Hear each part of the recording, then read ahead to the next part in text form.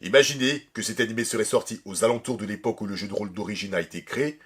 Bon sang, mais ça aurait été tellement génial! Salut à tous. Bienvenue dans cette toute nouvelle vidéo et aujourd'hui je vais vous expliquer clairement pourquoi il faut absolument voir l'anime que je vais vous présenter, à savoir Cyberpunk Edge Runners, une série d'animation japonaise sortie sur Netflix et qui est tirée du jeu Cyberpunk 2077, lui-même adapté du jeu de rôle de 1988 créé par Mike Pondsmith. Alors comme vous doutez bien, ce jeu a fait pas mal de bruit, autant péjorativement que améliorativement, enfin c'est plus péjorativement plutôt, parce que souvenez-vous, quand les trailers étaient sortis, on s'était dit que ce serait un jeu, hein, le jeu de l'année, tellement l'univers est formidable, tellement l'univers futuriste, tellement le lore aurait été super intéressant. Et à titre personnel, tu me files une œuvre cyberpunk, je le dévore direct. Et ce, quel que soit le support, bande dessinée, jeux vidéo, films, séries télévisées, et surtout en animation, bon Dieu, qu'est-ce qu'il y en a des tas. Bref, le 10 décembre 2021, le jeu était enfin sorti, et je n'ai pu que me procurer de la version PS4 parce que bon, j'avais pas les moyens de me procurer une version optimale parce que la PS5 déjà elle se faisait rare. Et à ce qu'il paraît, pour avoir une meilleure expérience du jeu, il fallait avoir un PC de compétition. Et malheureusement pour moi, je n'avais pas les moyens. Donc étant parti dans l'optique que la version PS4 serait de moindre qualité que la version PC, j'ai accepté le compromis et aux déceptions, manette en main, il n'y avait que des bugs. Ma PS4 a arrêté de tourner le jeu à tout bout de champ et au bout de 5 fois, par peur de niquer la console, j'ai préféré arrêter les frais. De la raison pour laquelle j'étais tellement dégoûté et je pensais ne plus avoir à sortir ce jeu tellement il était... tellement c'était pas la bonne version à voir. Bon, il s'est passé 2 années depuis, donc je me demandais s'il y avait des améliorations, mais j'ai préféré ne pas prendre de risque. Et pour ceux qui ont touché à la version PS4 récemment, dites-moi en commentaire si ça fonctionne. Bref, voilà mon rapport avec le jeu Cyberpunk 2077. Donc vous l'avez compris, j'ai pas eu beaucoup d'expérience sur ce jeu, donc je peux pas vous dire s'il était bon ou mauvais. Mais d'après les vidéos que j'ai pu voir, ça avait l'air de claquer sa mère. Heureusement, pour combler mon manque d'expérience envers ce jeu, la série d'animation de Netflix qui était sortie, j'ai vu le trailer, mais bon Dieu, mais comme ça envoyait du lourd. Tu vois bien que c'est un univers cyberpunk, l'animation a l'air d'être aux oignons, ça avait l'air gore, on est bien dans un univers futuriste. Bref, je n'attendais qu'une seule chose, c'est que cet animé sortirait, et ça s'appelle Cyberpunk Edge Runners. L'histoire, pour la faire courte, se déroule à Night City, le pôle obsédé par le pouvoir, la séduction et les modifications corporelles. On suit David Martinez qui est partagé entre deux mondes, le monde de la pauvreté puisque c'est un gamin des rues à la base et il vit dans un building qui est majoritairement habité par des pauvres. Et à côté, est un élève très brillant, il est scolarisé à l'académie Arasaka, soit une école d'élite, ou comme ils appellent, une école de corpo. Bref, malgré ce privilège, David et Gloria n'étant pas financièrement très gâtés, les mises à jour officielles du logiciel de l'académie étant très coûteuses, David pirate le logiciel en question, ce qui lui a valu une réprimande,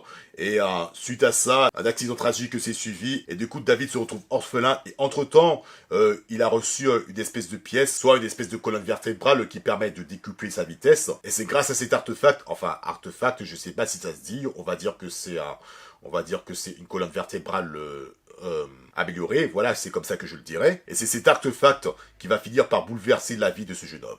Puisque, n'ayant pas senti qu'il a vraiment sa place au sein de l'académie, il va finir par virer Cyberpunk, va finir par virer Edge Runners. Donc voilà pour l'histoire, je peux pas vous en dire plus. Et bien que la narration se veuille très classique, la série est vraiment une petite merveille. Et ce, pour toutes les raisons que je vais vous citer, à commencer par l'animation. Pour ceux qui ne savent pas, c'est une série américano-japonaise, ce dont j'ai pas dit précédemment, mais bon, qui a été réalisée par le studio Trigger, studio dont j'ai pas entendu parler. Je sais juste qu'il a réalisé Kill la Kill, pour citer ceux que je connais, ceux dont je n'ai pas encore vu. Au départ, je pensais que c'était une animation signée Takeshi Koike, ou encore dans le même style que d'autres films Netflix, comme par exemple Devilman Crybaby, une véritable pépite, franchement je vous la recommande. Et voilà, l'animation est vraiment sublime, bon, sans être quand même transcendante, parce que bon, on a quand même vu ce genre d'animation il y a quelques années, mais bon Dieu, qu'est-ce que ça envoie du lourd. J'aime bien surtout comment les personnages ont été mis en scène, comme par exemple, je pense à David au début de la série, au début des 2 premiers épisodes, lorsqu'il va se promener dans la rue, quand il part à l'école, quand il tape du pied, c'est genre son tic, genre il tapote du pied comme ça, des fois j'ai l'impression qu'il écoute de la musique,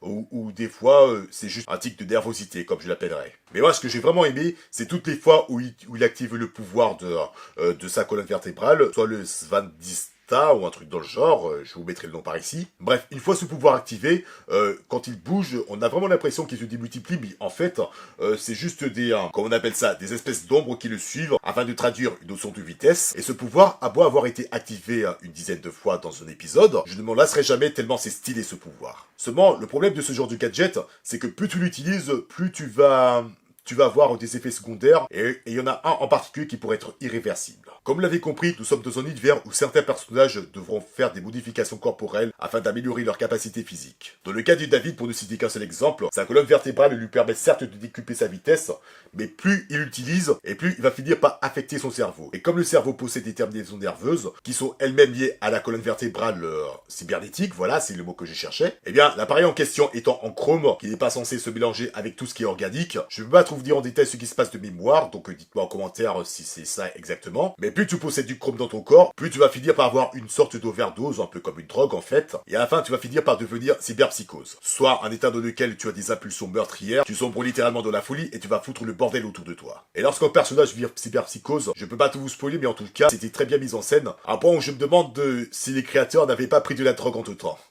Mais bref, l'animation est vraiment magnifique dans cette série, et j'ai beaucoup aimé le décor de Night City. Bon, je reconnais quelques endroits, malgré le peu de temps que j'ai joué au jeu. Il y a des nions partout, franchement c'est vraiment magnifique. Tu as vraiment envie de te balader dans cette mégalopole. Évidemment, mes parties préférées à ce niveau-là, c'est quand les personnages sont assis dans un appartement, que ce soit dans l'appartement de David ou de Lucy, sa coéquipière. Tu as également des moments de contemplation, comme par exemple, il y aura un moment où les deux personnages vont se retrouver dans un monde virtuel, où ils vont se balader sur la lune. Et c'est vraiment magnifique. À côté de ça, on a une musique vraiment aux oignons. Ça donne vraiment envie d'écouter la bande originale. Et en parlant de musique, la bande originale a été composée par Akira Yamaoka, soit le compositeur de la série Silent Hill. Et à ce niveau-là, il y a vraiment de tout. Il y a un peu de pop, il y a pas mal de musique métal, de hard rock. Et à côté, on a des musiques futuristes, majoritairement faites par le synthétiseur. C'est vraiment sublime à entendre. Jamais je n'étais autant immergé dans cet univers, ne serait-ce que par la musique et également par les images, bien évidemment. Et à propos des personnages, je trouve qu'ils sont très bien décrits, bon, certains plus que d'autres. J'ai beaucoup aimé le personnage de David, bon, même si vers la fin, il m'a laissé un peu pantois, ne serait-ce que pour certaines décisions qu'il prendra. Mais bon, de manière globale, j'ai beaucoup aimé ce personnage. Bon, il me fait un peu penser à Shikamaru. Je peux pas vous dire si c'est à cause de la tonalité de sa voix ou si c'est à cause de son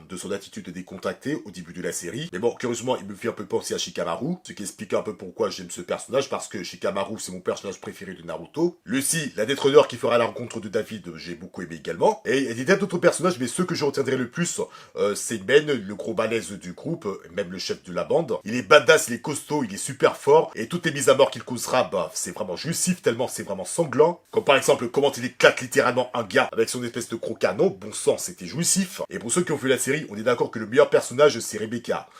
Franchement, cette fille, elle est vraiment dingue, elle est vraiment mignonne, Oh, bref, je vous en dis pas plus, mais en tout cas, le nombre de fois où elle pète les plombs, franchement, plus je la regarde, plus je me demande si cette série ne se serait pas inspirée de la filmographie de Tarantino. Bon, après, que dire d'autre de cette série? Bah, s'il y a du sang, il y a du gore, il y a du cul, il y a du sexe. Mais attention, du sexe pas de manière gratuite. Du coup, vous l'avez compris, Cyberpunk Edge Runner n'est pas à mettre entre toutes les mains. Bref, tout ça pour vous dire que si le jeu Cyberpunk 2077 vous a dégoûté pour de diverses raisons, eh bien, en compensation, regardez cette série, ne serait-ce que pour son animation, ne serait-ce que pour sa mise en scène, ne serait-ce que pour les personnages, du moins certains. Et voilà, Cyberpunk Edge Runner, je vous le recommande. Voilà tout ce que j'ai à vous dire au sujet de cette série. Donc j'espère que ça vous a plu. Si jamais c'est votre cas, abonnez-vous, likez, partagez, dites-moi ce que vous en pensez dans les commentaires. Suivez-moi également sur Instagram, et on se retrouve très vite pour une nouvelle vidéo. Et d'ici là, portez-vous bien.